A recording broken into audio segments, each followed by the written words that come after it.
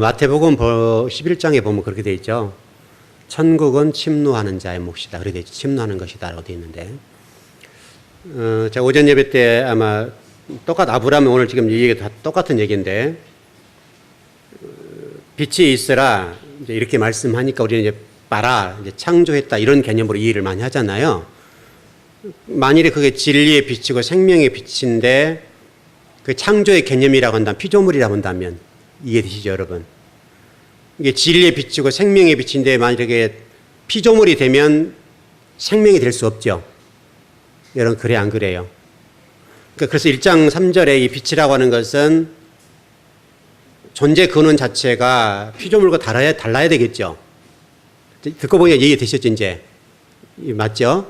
만일에 그 진리의 빛이고 생명의 빛이고 지식의 빛이었는데 그게 빛이 있어라 하신 빛이 있었다 해서 창조 개념으로 이해를 했더라면, 우리가 그동안 여러분 그렇게 이해를 하잖아요. 그렇게 이해한다면 그것은 피조물이기 때문에 어떤 본질적이고 근원적인 부분이 아니라는 거죠.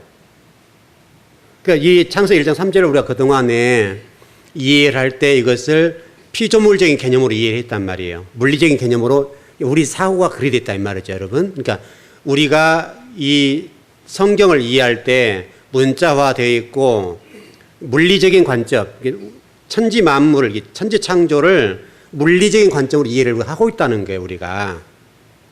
여기에서 이제 말씀하려고 하는 것은 이 빛이라고 하는 것도 뒤에도 다 마찬가지지만 이 빛이라고 하는 것은 근원이잖아요, 여러분. 근원적인 문제인데 근원이 만들어졌다고 본다면 근원이 아니죠. 그것은 피조물이죠. 그럼 피조물이라는 전제는 저와 여러분과 저와 그 빛과 다를 게 없죠. 그럼 그게 생명이 될 수가 없고 진리가 될 수가 없고 지식의 빛이 될 수 없는 거죠. 여러분, 그래 안 그래요? 여러분, 이해되셨어요? 그러니까 그 본문은 우리가 빛이 있으라 했기 때문에 마치 창조 개념으로 피조물로 이해를 한단 말이에요. 이게 해와 달, 별과 같은 이런 개념인데 실질적으로 해와 달과 별은 몇째 날이에요? 넷째 날이잖아요, 여러분. 이 넷째 날 창조가 됐잖아요. 그러니까 이 빛이라고 하는 것은 근원적인 문제라고요. 근원이 등장하니까 다시 설명 이렇게 보면 돼요. 천국은 침노하는 자의 것이다. 침노하는 것이다. 라고 되어 있으니까 이 말씀이랑은 똑같아요.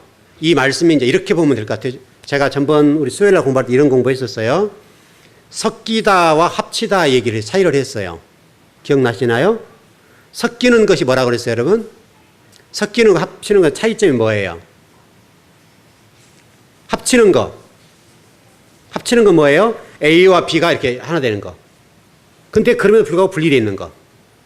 그러니까 여기서 우리 정치를 보면 한 당 안에서 어떤 정치 얘기합시다, 그냥. 옛날에 우리가 그 DJP 그렇게 하나 합쳐졌죠? DJP 맞아요? 그렇게 해서 여러 당에 하나 합쳐졌죠? 근데 그 안에 보수가 따로 있죠? 이것을 합쳐졌다고 얘기를 하는 거예요. 그러나 언제든지 자신의 이익을 따라서 나눠지는 거예요. 이합집산이 되는 것처럼 섞였다. 섞였다는 말은 전혀 다른 것들이 있었는데 이렇게 돼버린 거죠. 마치 합쳐진 것은 뭐라고 하냐면 물과 기름. 이것은 물과 기름은 하나 될 수 없죠. 이것은 합쳐진 거예요. 섞인 것은 그래서 물은 물인데 그래서 생수와 미지근한 물이 합쳐진 거. 이렇게 부으면 서로 섞여버리잖아요. 섞여버리기 때문에 그 안에서는 하나가 되는 거예요. 다시 설명하는 말씀, 이 빛이라고 하는 것이 그런 개념이에요. 창세기 1장 2절에서 혼돈과 공허 흑암이라는 상태는 어떤 상태냐면 하나님 말씀이 우리 속에 침투됐다는 얘기, 안 됐다는 얘기예요. 이 상태에 있다 본다면 이 혼돈과 공허 흑암, 여러분의 영혼 상태 위에 있는 거예요. 떠 있는 상태. 이것을 창세기 1장 2절이라 보고 1장 3절의 상태는 들어온 상태예요. 침투. 여러분 영혼 속으로 말씀이 들어왔다 그 말이죠. 이 들어왔다는 개념이 위에 있다는 개념과 밑에 있다는 개념. 여러분 창세기 1장 2절에 뭐라고 한번 읽어봅시다. 여러분 뭐라고 되나 보세요. 성령님이 어디 계세요, 여러분? 수면 위에 있다 그랬잖아요, 여러분. 그랬죠, 여러분? 그래 안 그래요? 수면 위에 있다는 말은 여기서 단순하게 물 위에 성령님이 있을 수 있어요, 없어요?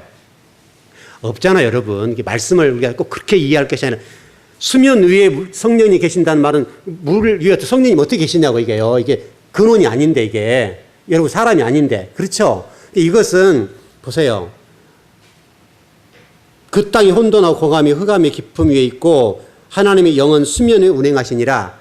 그러니까 물 위에 성령이 계셨다는 말은 바로 우리 인간적인 우리 하나님의 백성들의 영혼에 이게 들어오지 침투하지 못했다는 거예요. 위에 머물러 있다는 상태예요 지금. 여러분 이해되시죠?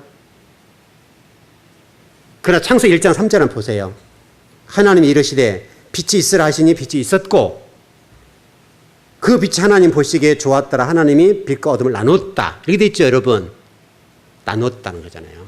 그러니까 여러분이 지금 신앙생활에 아주 중요한 메시지예요. 하나님 말씀이 떨어지면 여러분이 그 말씀을 받아들이죠. 그렇죠? 수용해야 돼요. 수용하게 되는 것은 여러분의 동의가 필요하죠. 왜냐하면 제가 어떤 그 곽서희 목사님 그 얘기를 한번 하신 적이 있어요. 설교가 뭐냐면 설득이다. 그래요. 설득. 말씀으로 설득을 시켜주는 거예요. 그래서 여러분이 수용을 해줘야 돼요. 그러면 그 말씀이 여러분 영혼 속에 침투가 되겠죠. 그 상태가 1장 3절이라고요. 그러니까 지금 아브라함이 하가를 통해서 이스마엘을 낳았다는 말은 그 당시 아브라함의 영적 상태가 어느 정도 수준인지 알겠죠. 하늘 말씀의 침투가 되고 있는 상태 정도 될지 몰라도 침투가 온전히 이루어지지 않는 상태. 그러니까 하가를 통해서 이스마엘을 낳고 하나님의 말씀이 운행해야 되죠. 그렇죠? 하나님 말씀의 그 침투가 되어서 그 하나님 말씀이 아브라함을 지배해야 된단 말이죠. 말씀이 주인되고 그 말씀이 아브라함을 끌고 가줘야 되겠는데 지금 아브라함이 하가를 통해서 이스마엘을 낳았다는 상태는 하나님 말씀이 지금 창세기 1장 3절처럼 빛이 있으라 한 상태가 아니었다는 거예요 지금. 이게 문제예요. 그러니까 왜냐하면 아브라함은 지금 여러분 어떤 존재예요. 이 아브라함 믿음의 조상이란 말은 제사장의 우두머리예요. 우리 신앙적으로 얘기하면 그러니까 여러분 그 모세가 여러분 대제사장인 거 아시죠? 대제사장 아시죠? 그러니까 모세가 아론을 세웠잖아요. 그렇죠? 대제사장 아론을 모세가 세웠잖아요, 여러분. 이해되세요? 그렇기 때문에 아브라함도 똑같다. 믿음이라고 하는 관점에 보면 아브라함이 지금 제사장의 대표라고요. 다시 말하면 이 시대로 본다면 왕과 제사장과 선지자의 역할을 지금 아브라함이 하고 있는 거예요. 그러니까 하나님은 지금 유브라데스강이라는 나라, 히브리 민족이 지금 아브라함 통해서 태동되는 거죠, 여러분. 왜냐하면 유브라데스강을 건너가 동시에 히브리 탄생했죠. 그러니까 이 말은 곧 아브라함이 당시에 대제사장 역할을 해야 된다 이 말이죠. 그런데 지금 아브라함의 영적 상태가 어때요? 대제사장으로서 상태의 일을 못하는 거예요 지금. 못하고 있는 상태니까 하나님이 지금 아브라함 속에 있는 우리가 마치 창세기 1장 3절을 빛이 있으라 하실 때 우리는 빛이라고 개념을 하나님의 창조에 따른 개념으로 이해를 하는 것처럼 아브라함이 그 정도 수준에서 말씀을 이해했다는 거예요. 그러나 우리가 지금 오늘 말씀 열어드린 대로 이 말씀이라고 하는 것은 근원이기 때문에 피조물이 되면 안 되는 거예요. 피조물이 된다고 한다면 저와 그 빛은 똑같은 거잖아요. 그럼 생명일 수도 없고 우리를 끌고 갈 수가 없잖아요. 왜냐하면 니나 내나잖아요. 근데 이 빛은 근원적인 것이고 지성소 안에 생명이고 그 안에 예수 그리스도고 하나님이라 이 말이죠. 그러니까 여러분 그래서 구분되었다. 성전들, 성소, 지성소 구분되어 있죠, 여러분. 구별되어 있죠. 그리고 구별되어 있죠. 그래서 우리가 신앙생활이 뭔지를 설명하는데 이 성전들에서 성소로 들어가고 성소에 지성소로 들어가는 상태, 그리고 그 지성소 안에 들어간 법궤가 있잖아요, 여러분. 그 법궤 안에 하나님 말씀이 있잖아요. 바로 그 말씀이 생명이라는, 그게 빛이라는 거예요. 그래서 요한복음에서는 읽어봅시다. 1장을 읽어봅시다. 그냥. 눈으로 보여드린 게 제일 좋죠. 1장을 한번 보세요.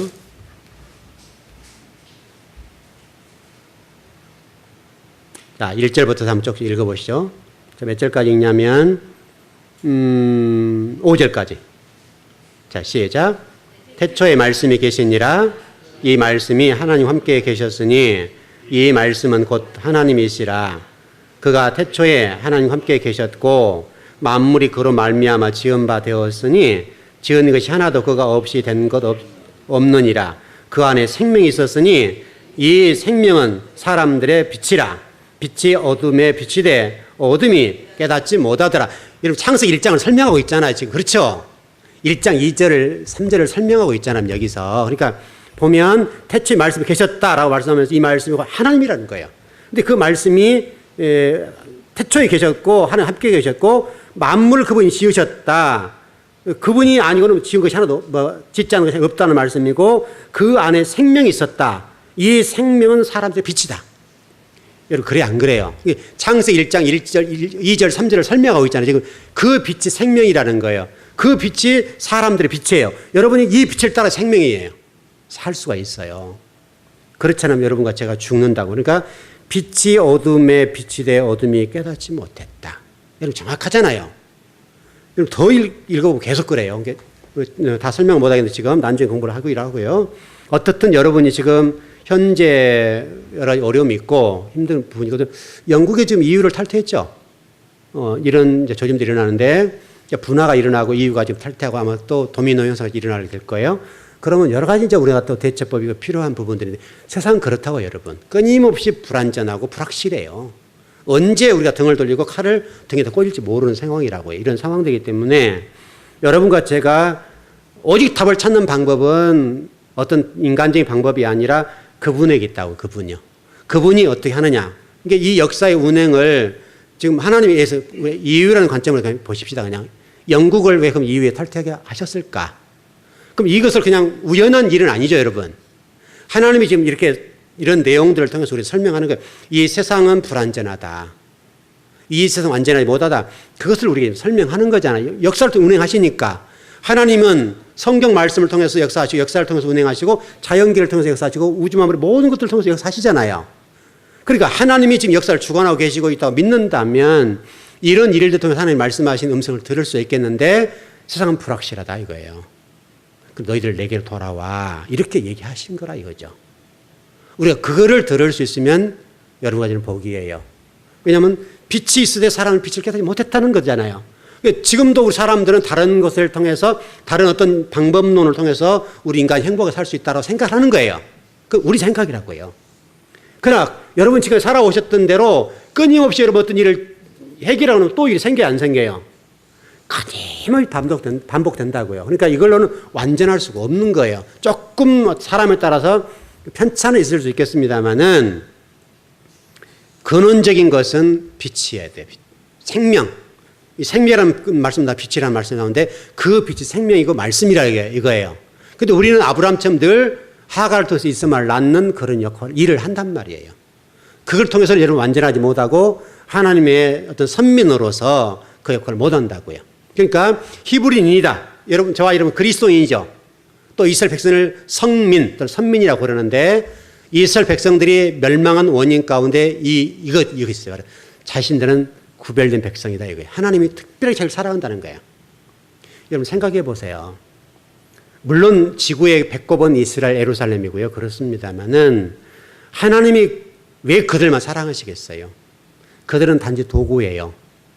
여러분들 그리스도인을 부르신 목적은 저와 여러분이 그분의 도구여야 된다고요. 다시 한번 여러분을 어떤 왕 같은 제사장을 그랬으니까 여러분들 제사장으로 지금 부르시는 거예요. 불러서 여러분을 통해서 하나님 나라를 확장하고 싶으신 것이 아버지 생각이라. 거기에 초점이 있어요. 우리는 이제 이런 생각을 해요. 하나님 복 좀 주셨으면 좋겠다. 이 생각하죠? 누구나 생각할 수 있어요.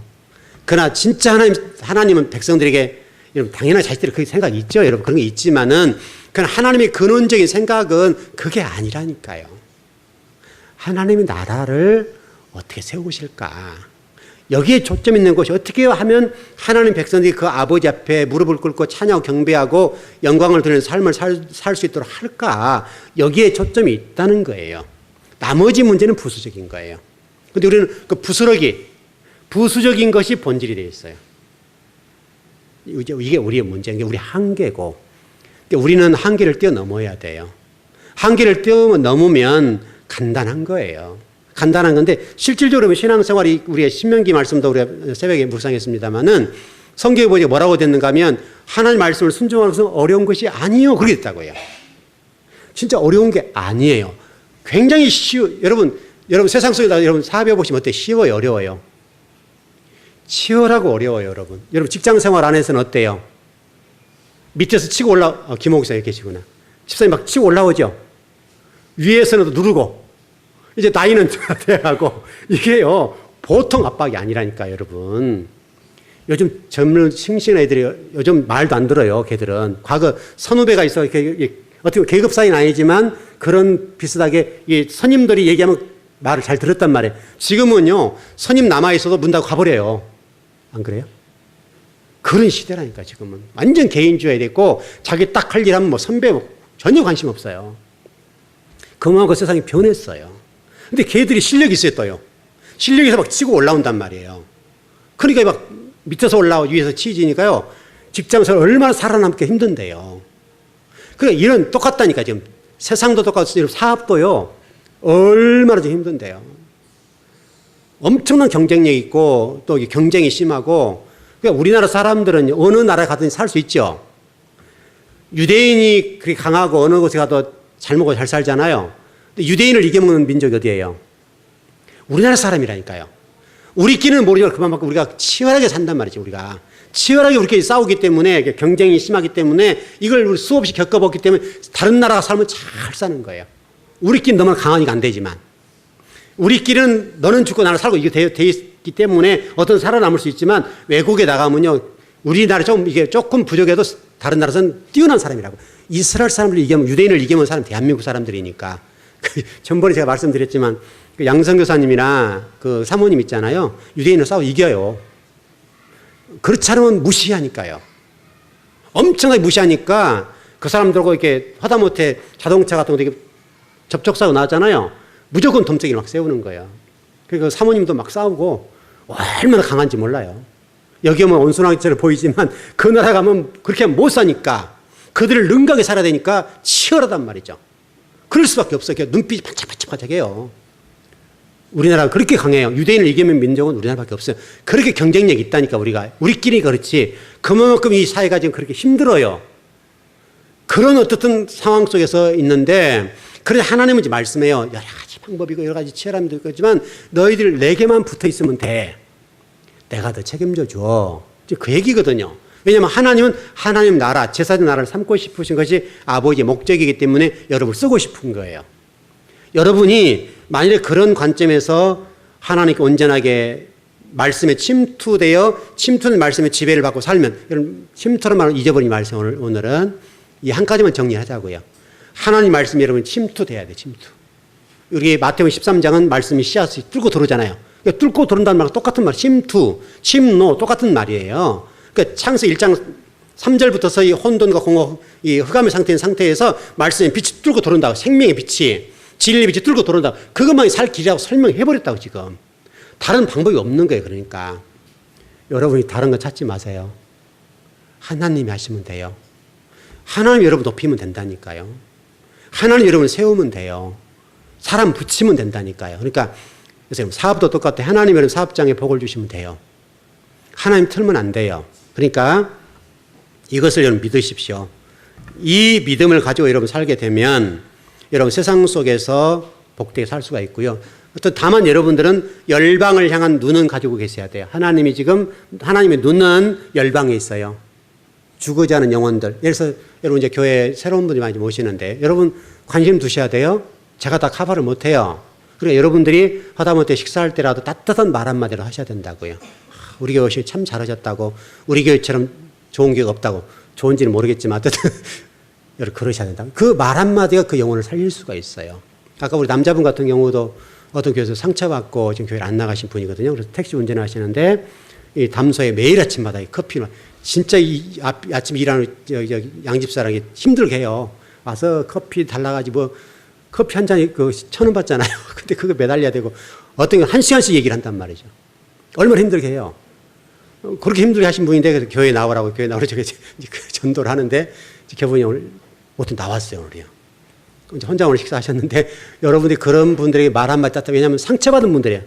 또 그분도 혼자 사시고 굉장히 몸도 좀 불편하시고 힘들고 이게 따뜻한 위로가 필요하다고요. 그러니까 어쨌든 이제 새로 오신 분이 많이 오시는데 여러분 그런 분들을 정말 왜냐하면 그분들을 향한 눈이 있어야 돼요. 열방을 향한 눈. 하나님이 그분들을 붙여주시잖아요. 교회에. 그러니까 교회는 말씀을 전하는 사람들을 필요한 분을 붙일 거란 말이죠. 그러니까 부처진 영혼들은 여러분이 따뜻한 말 한마디로 따뜻하게 해주고 참 잘 오셨다. 우리 교회 참 좋은 교회다고 말씀 있는 교회라고 여러분 설명을 해줘야 된다고. 아, 그런가 보다. 이렇게 하지. 저 사람이 왜 왔어? 이렇게 하면 안 된단 말이죠. 그러니까 하나님의 눈은 바로 그거예요. 열방을 향해서 눈을 부릅뜨고 계세요. 지금 부릅뜨고. 부릅뜨고 이제 세상을 향해서 이렇게 열방을 향해서 계시는데 그 열방을 향해서 나갈 사람이 누구냐 이거예요. 마치 이사야 선지자에게 가라 했을 때 누가 할고 이렇게 하는 것처럼 지금 그런 겁니다. 여러분 그걸 잊지 않았으면 좋겠고요. 다만 한 가지 생명의 빛과 진리의 빛이 들어오기까지 하나님 침묵이 계속되는데 그것은 제가 지난번 금요일 날 말씀드렸을 겁니다. 우리가 지치고 포기할 때까지. 참 여러분 어려운 말입니다. 아브라함이 지치고 포기할 때까지 하나님이 참고 기다리시고 있는. 실질적으로 하나님 힘들죠. 여러분 생각해 보세요. 여러분이 아마 리더급에 있는 분들 성도를 바라볼 때 저 성도는 왜 저렇게 답답하게 신앙생활 할까? 저렇게 하나님 잘 믿으면 또 말씀 열심히 믿고 말씀대로 예배하고 하면 하나님 복을 주실 텐데 그런 거 있어요 없어요? 있죠 여러분. 하나님의 눈은 어떻게 했어요? 우리를 바라보실 때 그 침묵 속에 하나님의 고민이 얼마나 많으시겠냐고요. 굉장히 고민이 많죠. 여러분 아브라함을 한번 보세요. 아브라함이 여러분 그 바쳐진 재물을 보면 3년 된 암소와 염소 또 수양들 정말 값진 것들 여러분 보세요. 귀한 물질을 드렸다고요. 우리가 1년에 여러분 헌금생활 뭐 많이 하신 분들은 많이 드린 분도 계십니다만은 생각해 보세요. 3년 된 암소 하면 요즘 얼마예요? 3년 된 암소 정도 얼마죠? 얼마 정도 가죠? 700, 800만 원? 예? 예. 꽤 큰 돈일 겁니다. 이제 물론 그게 이제 뭐 2+, 뭐 그런 것 때문에 조금 차이는 나긴 나는데, 제가 아는 그 이종사촌 형님 같은 경우는 1,000만 원대가 넘어가요. 왜냐면 그 나간 부정은 2+ 이렇게 최고 등을 받는데요. 그러니까 다른 사람보다 거기가 훨씬 많이 받는 거죠. 그러면 1,000만 원대 넘어가니까 그분이 소가 한 200도 넘거든요. 그 계속 새끼 낳고 키우고 팔고 계속 이렇게 돌아가는 거예요. 계속 200 도는 게 항상 보존해요. 그분이 지금 그렇게 해서 어떤 부자가 돼버렸잖아요. 지금도 마찬가지지만. 여러분, 지금요, 아브라함이 이 소 3년 내가 최고 이제 급이 나갈 때고, 그 다음에 염소, 암염소, 순양, 하니까 1년에 최선도 여러분 보면 엄청나게 지금 한 번 예배를 드렸단 말이에요. 이것도 드리고 헌신도 하고, 근데 이 솔개 때문에 당하잖아요. 솔개 때문에. 솔개는 부정한 거죠, 여러분. 정한 것과 부정한 것 사이에 보면 솔개는 부정한 것이죠. 부정한 것이 와가지고 아브라함 예배를 방해하는 거예요, 지금. 근데 아브라함이 여기 때문에 넘어져요. 이 하나 때문에. 하루 종일 솔개 쫓아내다가 피곤해 잠들어 버리잖아요. 아브라함이 다 했는데, 솔개는 어둠이라 보겠는데, 어둠이 몰려오자 아브라함이 두렵고 떨어서 결국 싸움에 실패쳐요. 여러분도 마찬가지예요. 저도 마찬가지예요. 여러분, 눈에 보이는 싸움들은 우리가 얼마든지 이를 악물고 싸울 수 있는데, 눈에 안 보이는 이 어둠과 싸우는 이 문제는 쉽지가 않아요. 아브라함이 지금 싸움이 거기에 졌어요. 어둠에 몰려오는 그 어둠과 싸워서 아브라함이 패배해요. 여러분, 나 도적이요 하면 이길 수 있어요, 없어요? 이길 수 있어요. 피할 수 있어요. 근데 아무 얘기 안 하고 찾아오면 힘들어요. 아브라함이 이것 때문에 넘어졌어요. 그러니까 여러분들 보이지 않는 영적인 세계의 중요성을 설명하는 겁니다. 여러분의 성패는 거기에 달렸습니다. 눈에 보이는 장애인물들은 어느 정도 노력하면 극복할 수 있어요. 눈에 보이지 않는 영적인 이 문제가 여러분의 인생 성공과 실패를 결정한다고요. 솔개 때문에 결국 아브라함은 넘어집니다. 이것 때문에 실패해요. 예배가 실패해요. 이 예배 한 번 실패 때문에 아브라함의 후손들 가운데 야곱의 아들들 더불어서 70명이 들어가는데 이 70명이 400년 가까이 종살이를 합니다. 이제 여기서 답이 나오는 거예요. 그러니까 자, 예배가 중요하다 얘기를 많이 드리는데 여러분 예배에 실패하시면 안 됩니다. 예배가 여러분 인생의 모든 결정판입니다. 예배를 통해서 복을 받고 예배를 통해서 하나님의 은혜가 임하고 모든 것들은 거기 때문에 됩니다. 예배를 잘 드리십시오. 정말 정성으로 드리고 최선을 다해서 예배를 드리십시오. 여러분 이게 이제 설계 문제 더불어서 이 어둠과 영적인 문제 다 모든 것들이 이게 믿음의 교제입니다. 훈련 교제입니다. 여러분이 찾아온 어떤 문제, 여러분이 찾아온 어떤 일들, 그 모든 것들이 믿음의 영적 교제들입니다. 그 교제들을 이기셔야 돼요. 그걸 뛰어넘으셔. 훈련 과정이니까. 훈련 과정에 뛰어넘으면 하나님의 복과 은혜가 있을 것 같아요. 자, 결론 정리합니다. 제가 여러분 계속 요즘 그 경계 측량할 얘기를 많이 드렸는데 이제 결론이 났기 때문에 말씀드릴게요. 했겠어요? 안 했겠어요? 손해받겠어요? 이익받겠어요? 이익만 보기만 해요. 많이 이익받죠. 많이 이익받습니다. 물질적으로 좀 손해가 받지만 땅으로 보면 엄청난 이익을 받습니다. 이미 차이가 막 이 정도 차이가 났으니까.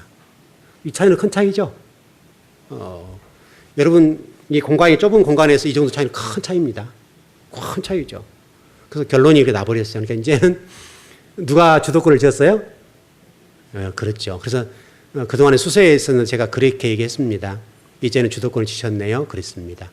근데 이제 못 알아들으면 못 알아면 힘든 거예요. 이렇게 돈 나가지, 이렇게 저렇게 나가지 힘든데 결국은 원 위치로 돌아왔죠. 그러니까 우리가 말씀대로 살면 되는 거예요. 그러니까 비밀이 알아서 주의 종이 얘기를 했겠어요. 집사님 이렇게 하세요. 그렇게 얘기를 했겠어요. 그만큼 나중에 큰 어려운 문제가 올 거라는 것을 예상을 하고 얘기를 한 거 아니에요. 근데 결국은 이제 돌아왔는데 이제 물질적 손해를 많이 봤죠. 이제 그거는 대가예요. 그 대가를 치르고 나서 고백한 게 뭐냐면 이제 올라갔죠, 이게. 여기까지 올라갔다 내려왔어요. 두 분이 올라갔다 내려왔다 했는데 갔다 와서 한 얘기가 뭐냐면 목사님 저희들이 이제 좀 알았어요. 이렇게 되는 거예요.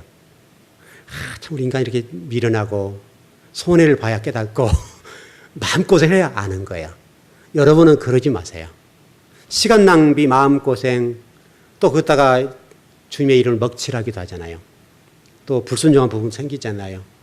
그러니까 일하는 분은 일하는 대로 짜증을 내고 어제도 하니까 짜증을 막 내요.